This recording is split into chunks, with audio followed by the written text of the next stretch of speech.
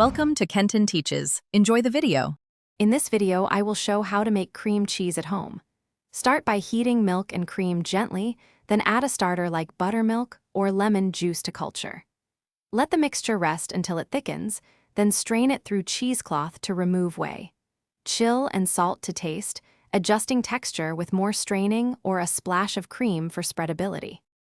Gather whole milk, heavy cream, and a starter such as buttermilk or plain yogurt, plus salt.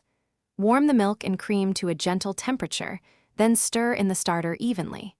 Cover and let the mix rest in a warm spot until noticeably thickened and custardy.